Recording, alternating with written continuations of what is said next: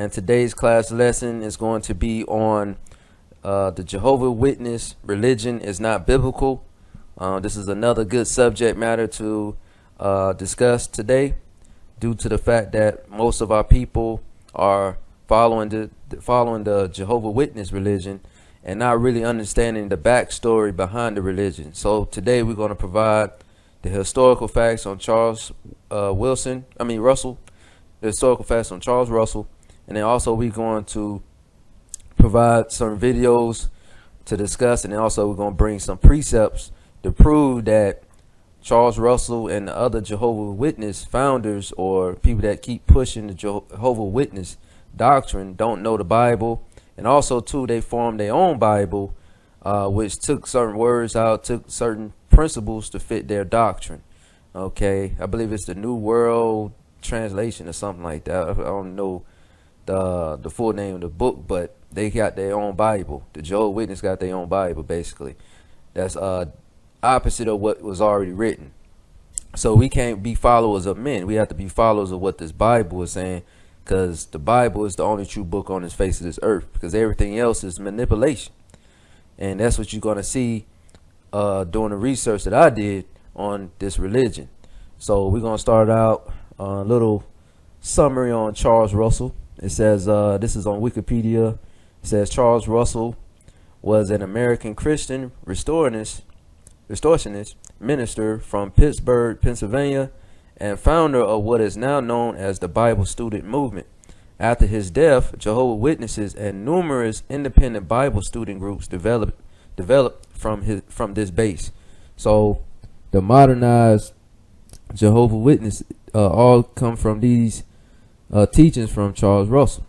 And it says, in July 1879, Russell began publishing a monthly religious magazine, Zion's Watchtower and Herald of Christ's Presence.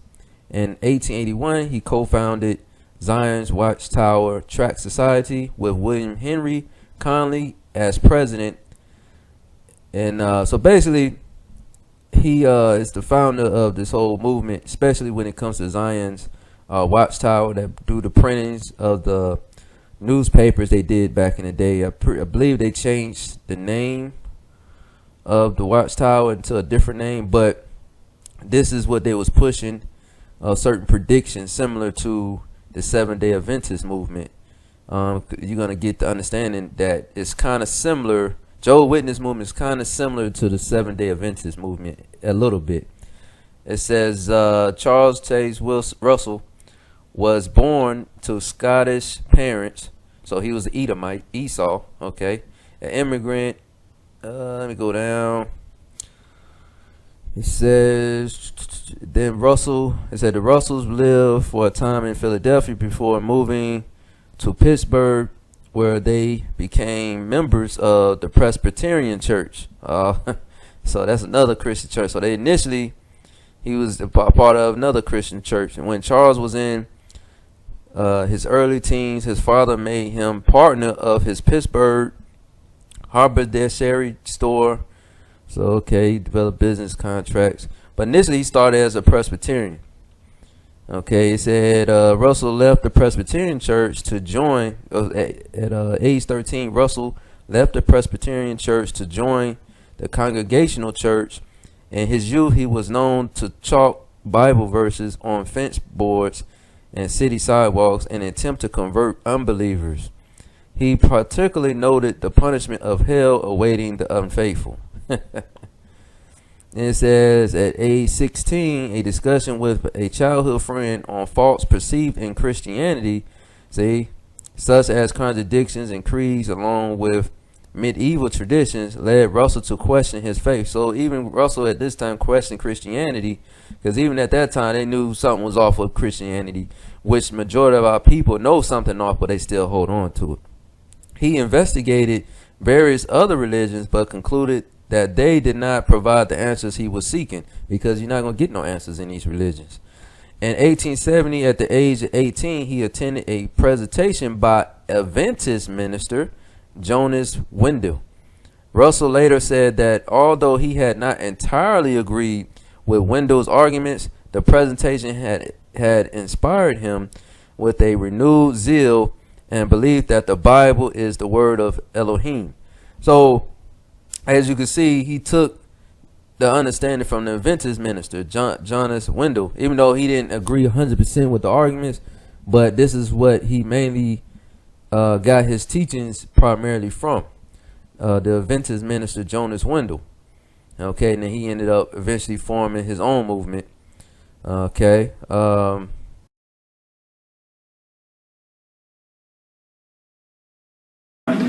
Witnesses believe that Jesus Christ is a spirit creature, a super angel, the first creation of Jehovah God, who prior to coming to earth as a man, existed in heaven as Michael the archangel. Jesus started out originally as the Logos,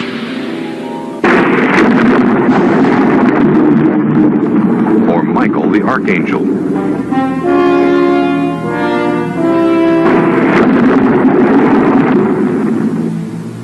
Who then came to earth as the virgin-born son of Mary.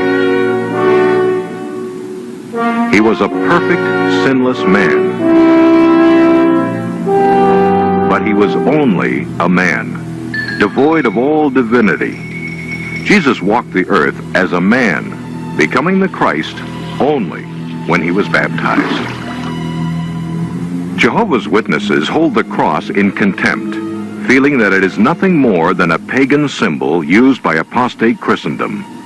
Instead, they teach that at the completion of his ministry, Jesus died, not on the cross, but on an upright stake. Christ's body was then laid in a tomb, where it was disintegrated by God, totally destroyed forever. Jesus was then recreated by the Father. Before going to heaven, he materialized in different bodies on different occasions to convince his disciples and others that he had really been resurrected. Jesus returned to his Father in heaven, where once again he became Michael the archangel. He will never again be seen on the earth in visible form, but instead rules invisibly from the heavens. When he executes judgment over the world at Armageddon, he will destroy all but the faithful Jehovah's Witnesses.